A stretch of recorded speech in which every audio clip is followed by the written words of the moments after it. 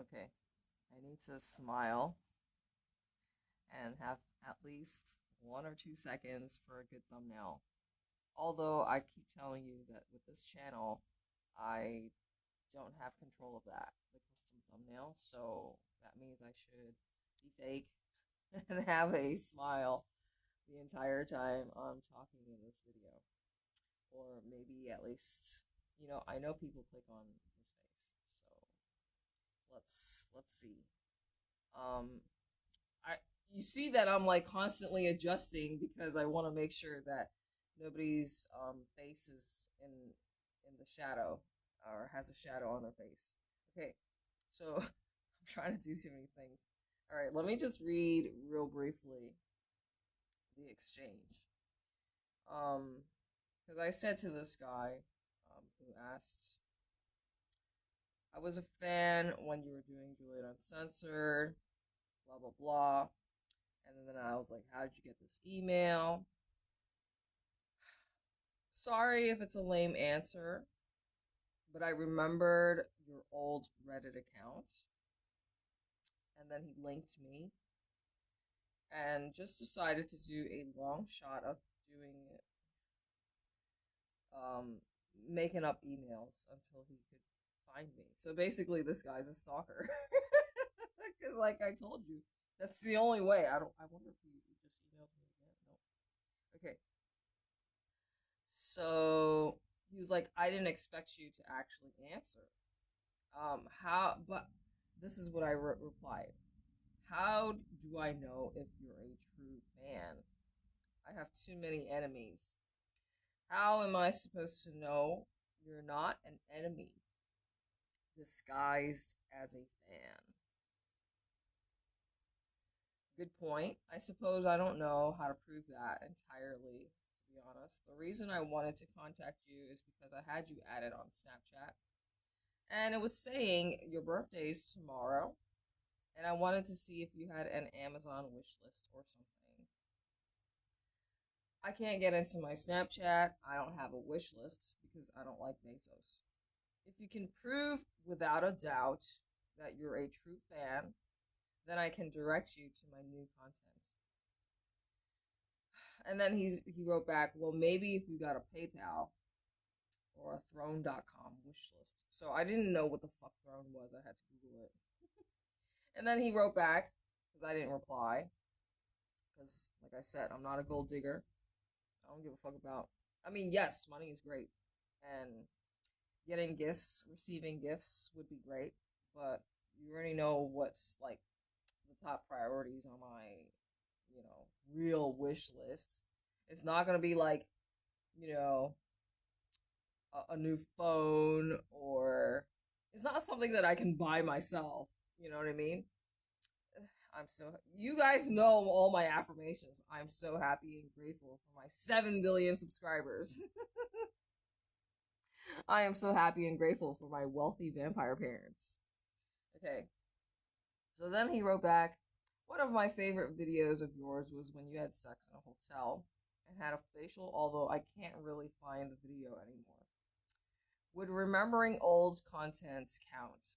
So that's the exchange that we had.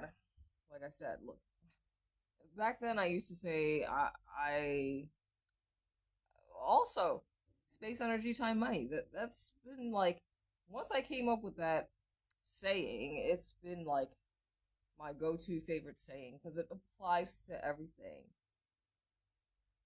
Don't expect to reach out to me and think that it's going to be a private exchange. It's not, because I use everything for content.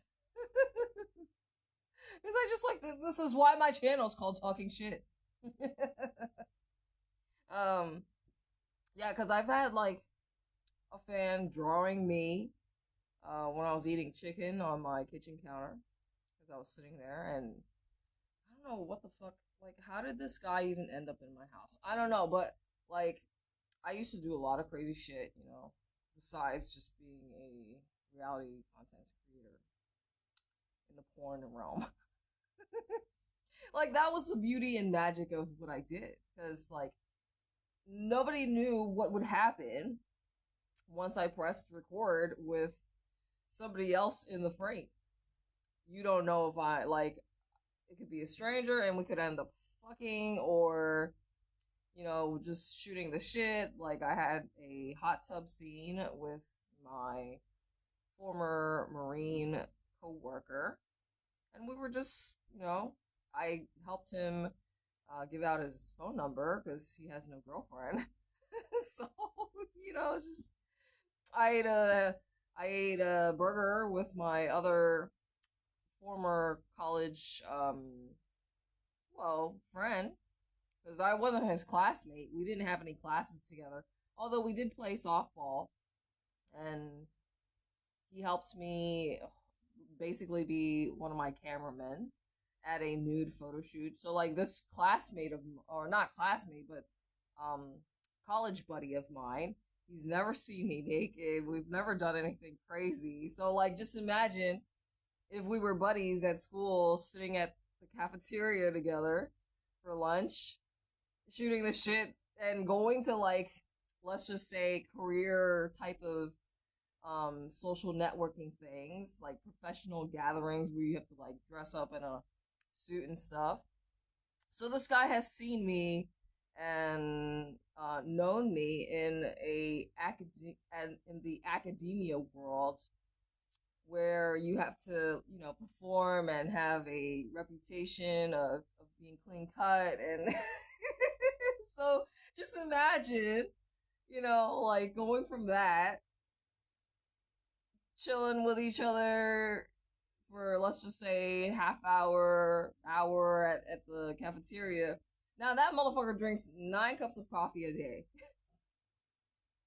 And anyways, so he ended up linking up with me in San Diego, and we just hung out. And that was the first time he saw me naked in front of, like, you know, doing a photo shoot with like 3 photographers there. So just like crazy stories to tell, you know what I mean? But yeah, so today is my birthday, and this is not really what I would like to be doing on my birthday, but of course I'm a workaholic. It's 10 o'clock in the morning, 10:14. The last thing I want to do is have any of this old lady's information going into my brain. But it's Sunday. There's really nothing to do on Sunday because most things are closed. I wanted to go to the float spa, but it's closed today. So I tried to go yesterday, but it was fucking raining. And, you know, just when it rains, I just don't want to deal with that shit. If I was somewhere else and they had concrete or even a dirt road,